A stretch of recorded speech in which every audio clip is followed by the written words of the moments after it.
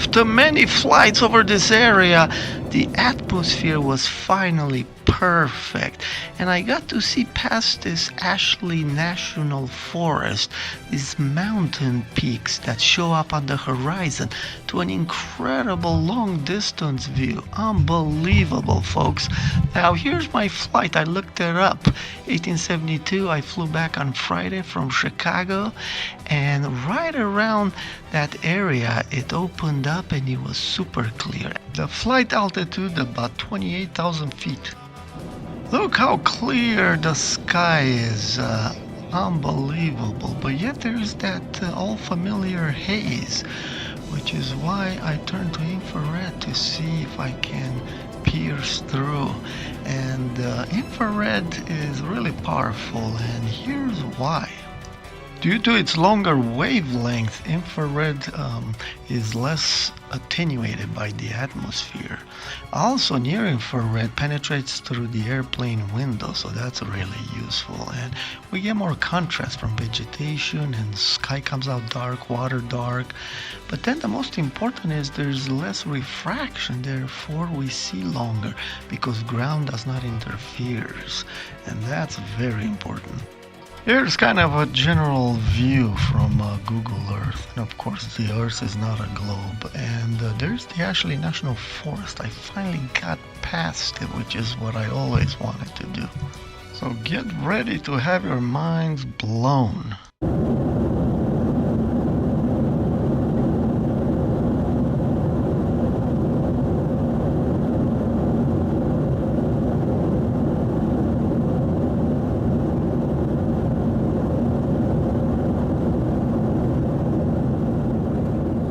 This ridge of white-capped mountains are referred to as the Ashley National Forest, but it's actually many mountains superimposed. And you can see this from Colorado even. It is incredible.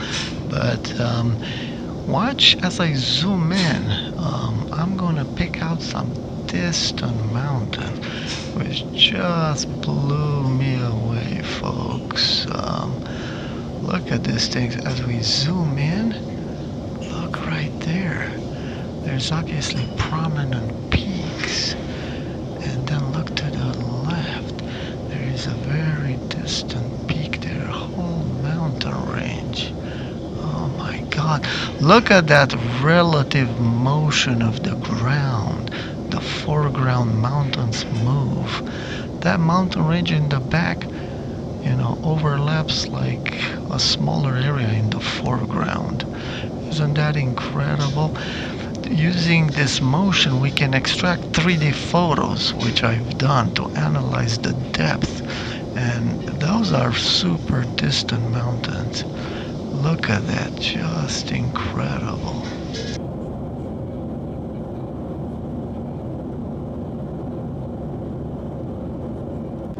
Here's another clip, and by the way, these clips are not necessarily in order. I kind of lost track. I processed 3 or 4 different sets of clips in groups of 2 and 3, and I kind of lost the order. But again, the same incredible view, and look in the distance to the right. Okay, I guess here I'm gonna zoom in a different direction.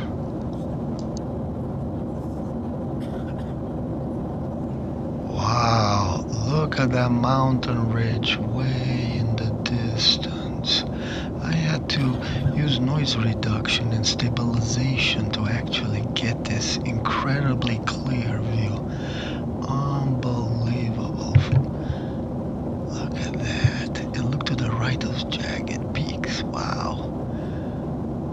Man, as good as infrared is, you can still tell that there is a drop, which is virtual. It's because light is bending up and it gives us this view.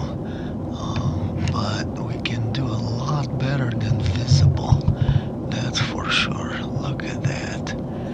It just gives me goosebumps to see all that far in the distance up on the flat earth. Just incredible, folks. Just incredible. Look at it, just look at the zoom. that's a very small mountain range way in the distance. Oh my goodness. And then there's one to the right, which I think is coming up here. I made 3 separate compilation of my clips, and they may not be in order, but they're over Utah somewhere. And here we go. Here's another one. Yeah, there it is. Okay, first I'm gonna zoom in on this peak and then to the left on that mountain range. This is a prominent peak here, which can be seen from far away and kind of terminates that ridge of white-capped mountains. And now we're looking in the distance again at some distant peaks. And look to the right, the smaller white-capped mountains. Oh my God, this is incredible. This is incredible. Yeah, look at that. Unbelievable. Unbelievable. See, look at the foreground shifting to the right. It's not as pronounced in this clip as it was in the other one. Oh yeah, you can see the foreground cruising on to the right because we're flying to the left. And there is a prominent peak. And there's more mountain ranges in the distance. Look at that relative motion. And now, as we pan, it opens up into a very wide. There you go. Wow. You see that? Look at those peaks going way in the distance. Oh my goodness. And here's the final clip. I identified the location based on the erosion on the ground. Look at this.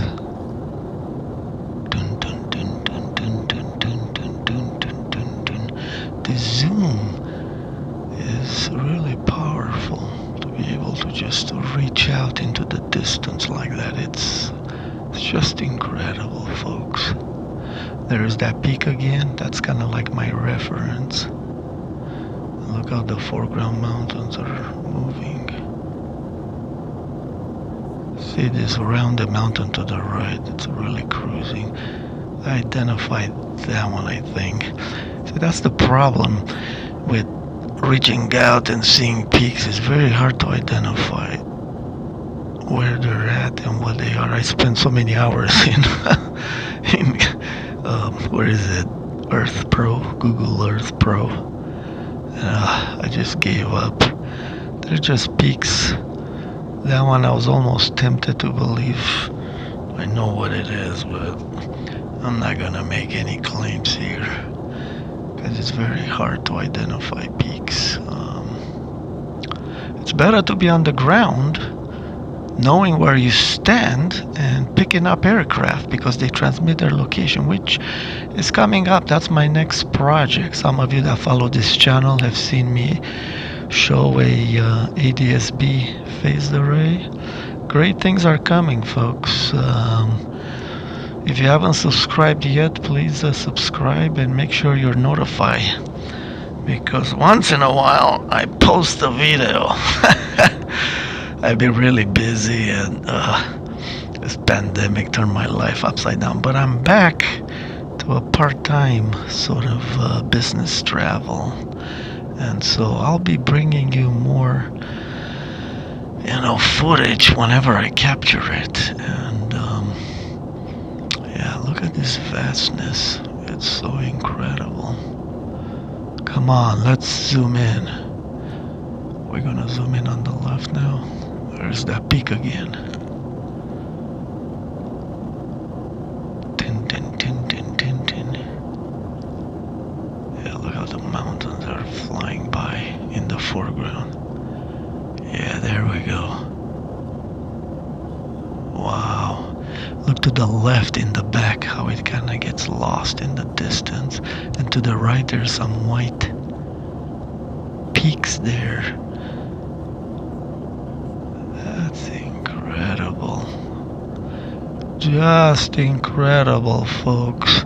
The world is truly mysterious. And even though we're seeing with our eyes of glory, and by the way, I have a video from 2018. I think that was the last time I had a clear day over this area. And back then I had a different camera, but now I brought a camcorder so I could zoom in. Wow, look at that. And to the left, we're gonna see some more distant. There we go, there we go, there we go. There we go. Come on, where is it? Here we go, here we go. Right there. Whoa, right there. Just incredible, folks. Well, I've learned from all my videos that the Earth is really flat, and above we get a sense of a curved dome. It's due to refraction. Snell's law is on our side. When we look down at a steep angle to the surface, it shows up its true flatness. Now I'm going to leave you with this incredible 3D video I compiled. If you have glasses, you can feel the flatness of the ground. Have a good one, folks. God bless you.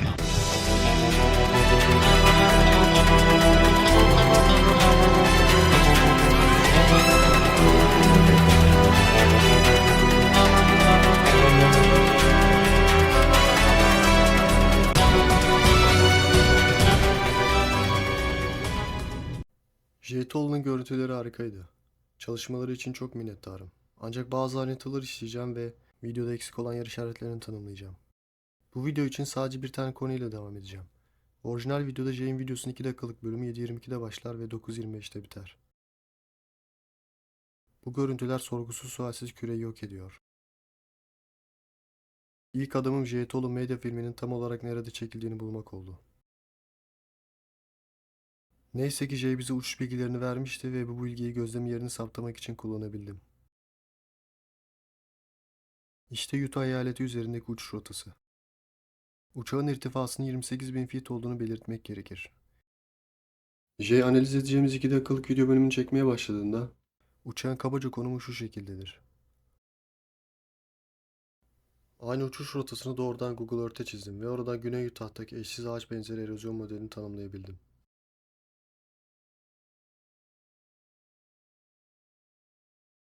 Çok yakın olduğumu görebilirsiniz. Burada 7:22'de başlayan birincil gözlem için kullandığım koordinatlar var.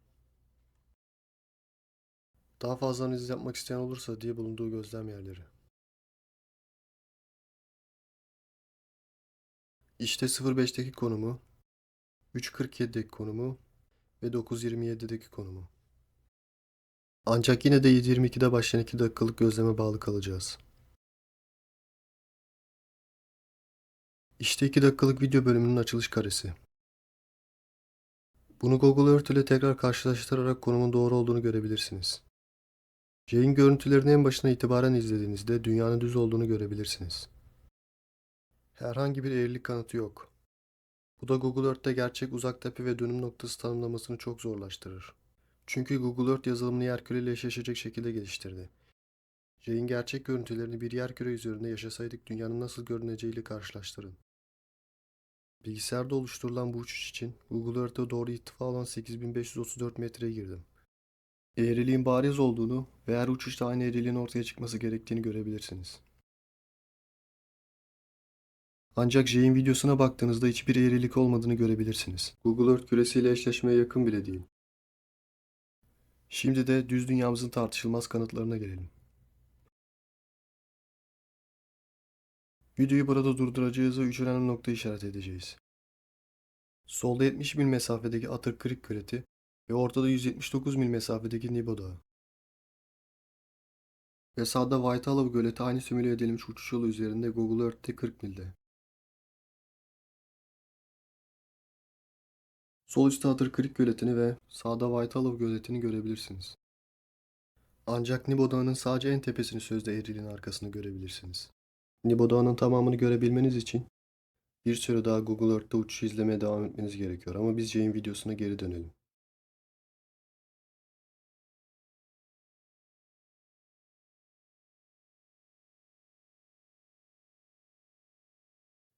Şimdi sağ üst taraftaki belirgin tepe yaklaşık 12 feet yüksekliğe sahip Nibo Dağı'dır. Ama çok ilginç bulduğum şey şu. Nibo Dağı'nın hemen solunda yaklaşık 200 mil uzaklıktaki Utah Gölü yer alır. İşte karşılaştırma için Google Earth'ten bir ekran görüntüsü. Kesinlikle Utah Gölü. Asıl soru bir küre üzerinde yaşıyor olsaydık Utah Gölü'nün görünür olup olmayacağıdır. Şimdi dünyanın uzaklığını hesaplarken çoğu insan gözlem yüksekliği olarak yanlışlıkla 28 bin feet koyar ve orada durur. Ancak bu durumda ilk olarak Utah Gölü'nün yüksekliğini çıkarmamız gerekir. Çünkü uçak bir okyanusa veya büyük bir su kütlesine bakmamaktadır. Utah Gölü'nün yüksekliği 4489 feet'tir. Bu da bizi 23.511 feet gözlem yüksekliğine çıkarır. Bu da dünyanın geometrik ufkunun 188 milden daha yakın olması gerektiği anlamına gelir. Çünkü 200 millik Utah Gölü 180 milden daha uzaktır. Gölün hiçbir yeri görülmemeli.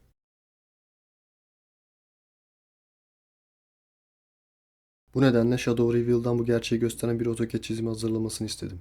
Bunu yaptığınız için çok memnunum çünkü küre için daha da lanetleyici bir şey keşfediyoruz.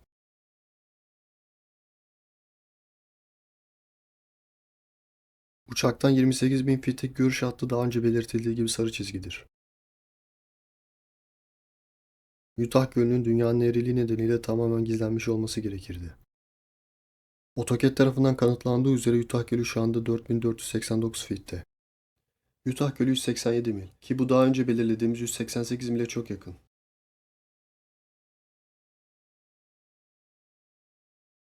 Ama bu sadece başlangıç. Bu önde gelen mimarlık ve mühendislik yazılımı AutoCAD'e göre gözlem noktasından Utah Gölü'ne yaklaşık 200 millik bir mesafedeki Google Earth yükseklik profilidir. Dağlar yaklaşık 9000 feet yükseklikteydi ve tam burada Balık Gölü'nün batısındaki Red Arrow'da bulunan uçaktan 94 mil uzaktaydı. Utah Gölü'nü tamamen kapatmış olmalıydı. Öyle ki eğer bir küre üzerinde yaşıyor olsaydık Utah Gölü görüş alanına yaklaşık 7500 feet altında olmalıydı.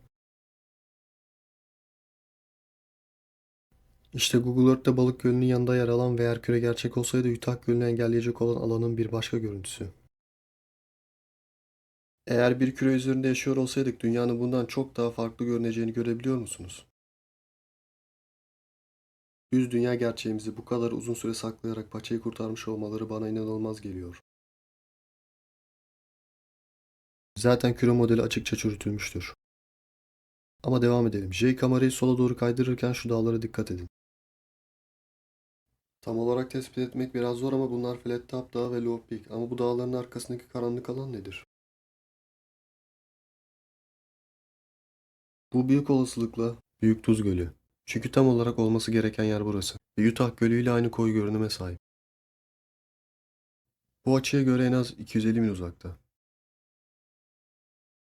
İşte Google Earth'ten ne hakkında konuştuğumu gösteren bir ekran görüntüsü. Ama görüntülere bakınca uçsuz bucaksız mesafe boyunca daha da bulanıklaşıyor. Ve Yompus Vasaj cephesi boyunca çok tipiktir. Ve küre propagandacılarının yanlış beyanlarına rağmen pus ve mesafe eğrilik değildir.